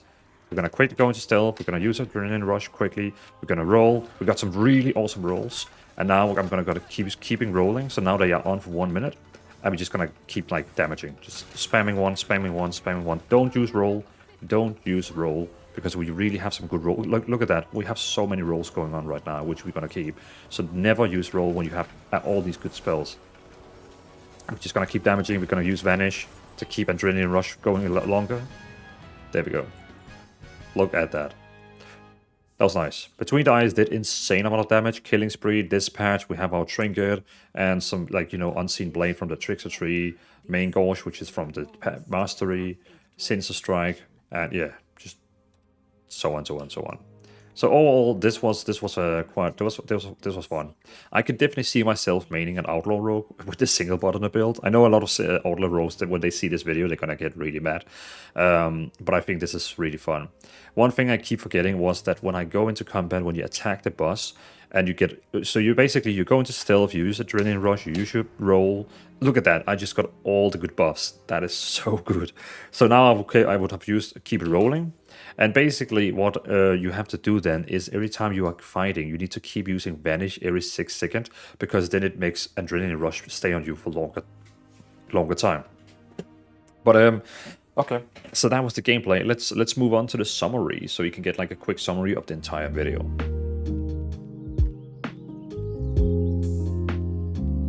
Alright, time to summarize the entire video. Either you just jump directly to summarize to hear all the goodies, or maybe you have watched the entire video, a very long video, and now you are here just to hear everything. So let's go very quickly through it. First of all, we have the stats here. again, it's very important. Agility is our most important stat. We always want to try to have the highest eye level, which means if you get an item that is explore, then you replace it when you have an adventurer. You replace adventurer with veteran, champion, hero every time. And what I mean is that, if you look at your items, for example, if I look at my shoulders, you can see they are the upgrade level called veteran. You cannot make an item you find go from veteran up to champion. You actually have to do higher content to get the champion item. So I would now you can see my shoulders has haste and versatility. This is the most perfect combination of a stat I could ever have as an Outlaw Rogue. I would only ever replace it if I got shoulders that was a higher upgrade level than veteran. Even if I get a veteran where it says 8 out of 8, which has better stats, I would not take it because I can always upgrade this one myself at the upgrade vendor. But if I got a shoulder which was champion, which is the next eye level, and it has bad stats like crit and mastery, I would still pick it because it's gonna have so much more agility that it's gonna it's gonna go out. It's gonna give you more stamina. It's gonna give you more agility, more armor. It's worth it. It's just worth it. That's just my point. So always go with agility at the highest eye level or grade level. Then of course you're going to go with versatility and haste. Both of them is really good, so whichever works for you. Whichever you can get, that's what I'm trying to say. Then we have crit, and worst one is mastery. Then beside that, we have weapons. So it's important that your main hand is always a slow weapon. It needs to be either a sword, axe, or mace. Your offhand weapon can be a dagger, sword, axe, and mace. It doesn't matter if it's a dagger, sword, axe, and mace, as long as it is the highest eye level. A lot of clever people have done some calculations, and if you have a dagger in your offhand, you potentially can get 1% more damage than a sword in your offhand, but in the end, it's the stats that matters. You need to have an offhand that has good stats, the highest eye level as possible and the best stats as possible. So don't think too much about what your offhand actually is. It just needs to have the best stats. That's what matters for offhand. But main hand always has to be a slow weapon, which is a sword, axe, or mace. And offhand can be whatever you want. It just needs to be the best stats and the best eye level. So that was the stats, that was the weapons. Now we're going to talk about the talents. We're using the Trickster talent here, which is having passive abilities. So every time you attack with Sinister Strike, Ambush, and so on, you have chance to deal even more damage. Really, really great. It's tons of passive damage. We have taken a lot of survivabilities, healing from Vanish, healing from Slice and Dice, healing from even more healing from other sources. We're using cheat deaths, so if we were supposed to die, we're not dying, we're cheating the death. We also have over here the Outlaw tree over here. We have a lot of damage improving. We're for example using Keep It Rolling, which is a spec you're using for fishing for buffs, which I will explain to you in 2 seconds. We're also using Crack Shot, which is very important. Why we also have Vanish, because we want to use the benefits we get from Vanish. Because when you are inside stealth or after stealth for 6 seconds, Adrenaline Rush is not ticking down in time. And also we're dealing our spell called Between the Eyes is being used way more often. When it comes to macros, we are using the single button assistant macro. So you can see here we have Shield, Tooltip, Cast, No Channeling, Killing Spree, single button assistant. So basically, if you are not using this macro here, your single button assistant is going to interrupt one of your most important spells, which is Killing Spree.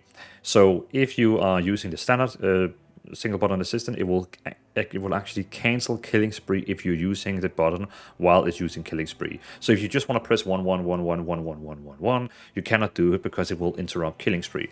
That is why we're using this macro here, which is basically going to make so it doesn't use the single button assistant while you are inside Killing Spree. In my world, very important. If you still want to have the normal single button assistant so you can actually see what spells it uses, you can do like me, where you have an extra action bar over here next to the spells. I can still see what it actually is doing. Beside of that, we are using a burst macro. So when I go into stealth, I like to use my burst because, you use Adrenaline Rush, and then it will use all my passives, and it will also use all my racials. So it's going to use the Orc racial, it's going to use my trinkets, and it's going to use Adrenaline Rush. So I'm really ready for bursting. And then of course after normally Adrenaline Rush, you use rolls, and then you just, go on and attack. Just keep in mind, normally rogues, they go into stealth, they use Adrenaline Rush, and you can have Adrenaline Rush on you for as long as you want until you go out of stealth. So maybe sometimes if you like to use Adrenaline Rush before the boss pull, it might be a bad thing to use the racials and trinkets together with the burst. This should only really be used if you're like using Adrenaline Rush at the same time you're about to burst, because else you're gonna, if you just, because technically I can stand here for 10 minutes and I'm still gonna keep Adrenaline Rush on as long as I'm in stealth. So it's kind of up to you if you want to have racials on it or not. If you have racials on it like me, then you also only have to use it just before you pull. And also when you use Adrenaline Rush, it's very important that you also use what is it? We have this loaded dice where the next 40 seconds, if you use roll the bones, it will give you like 2 rolls. It will always give you 2 buffs at least. But yeah, that's the macros I'm using for this build. So let me show you the opener. Basically, you go to stealth, you use Adrenaline Rush. While you are inside stealth, Adrenaline Rush doesn't go down in time. It never goes down, it just stays there. The first time you're going to use Roll the Bones, which is the spell you're using to fish for buffs, is now going to give you 2 buffs no matter what. Because normally you would get 1, 2, 3, or 4. But because we have a talent that does that Adrenaline Rush always gives you 2, very nice. We got 2. Now you have different roles you're going to look after. There's S tier roles, A tier roles, B tier roles. You can see I got an S tier role and I got a True Bearing, which is also S tier role. So I actually got 2 S tier roles. If that ever happens, what I would do is I would, you can either do 2 things. You use Keep It Rolling ASAP, which is a spell that basically will increase the duration of those 2 buffs by 30 seconds. Or you go to combat. Okay, now it's actually applying. There we go. You go to combat. There we go. You go to combat, and it will automatically get a few more buffs. You can see here it gets a few more buffs. Well, now it's because you use Roll the Bones. But basically, every time you attack with Sinister Strike, Dispatch, or Ambush, it has a chance to give you additional buffs. So what I would normally do in my opener, let me try show you a real opener. Oh god, now we of course don't have Adrenaline Rush, but normally I would go to stealth, then I would use Adrenaline Rush because it doesn't go down in time while we're in stealth. Then I use Roll the Bones. If I get something really good, we could use Keep Rolling now, but I usually prefer to like go into combat. See, now we got 3 buffs. Then I would use Keep It Rolling, and now I actually, of course I get a 4th buff. If of course I got 5 buffs. Of course, a really good scenario is like I've got 6 buffs, or 5, 1, 2, 3, 4, 5, 6 buffs. But basically, what you're trying to do is you're trying to get either 2 of the very best ones up there, as you can see, or try to get 4 buffs. The main goal is to try and get 4 of these buffs here, which you're getting from Roll the Bones. Now you can see I got 4, so now I would 100% use Keep It Rolling, and then for 1 minute, when I have all these on for 1 minute, I am not touching Roll the Bones because it also has a chance to remove the ones you have. It has a chance to keep the ones you have, but also remove them, and it has a chance to give you more, and kind of like, it's like gambling. It's literally a gambling spec, if you know what I mean. You're literally throwing dices. So, which a lot of people get there, is why a lot of people find this build fun, because it kind of gives you these random elements.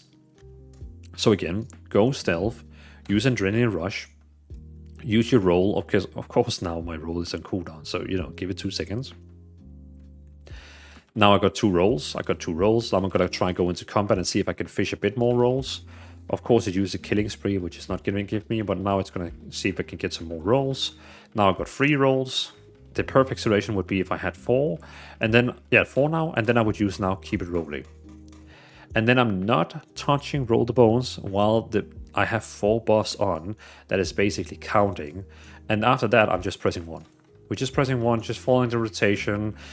And one more important thing, we have a lot of abilities that is getting improved when we are in stealth and when we leave stealth. When you are in stealth, we have a lot of spells that gets way stronger. When you leave stealth, you have this buff on here, you can see, called Subterfuge, you can see here. That basically makes your spells act like they are in stealth for 6 seconds. So actually, when you are using your rotation, you would be using you would be using Vanish all the time because Adrenaline Rush doesn't go down in time. Your spell called here Between the Eyes doesn't have a cooldown when you have this active on. So actually, in real time scenario, when you are using a rotation, you would use Adrenaline Rush. Let me just get in there. Just need to use combo points. Every time you use combo points, you reduce the cooldown. Hold on. Hold on. There we go. Okay. Let me show you a real rotation. Now we're going to do a real rotation and then we're done with the summary. Okay. Stealth, Adrenaline Rush, roll. Okay, now, wow. We got 5 rolls, which of course means you are using Keep It Roll ASAP.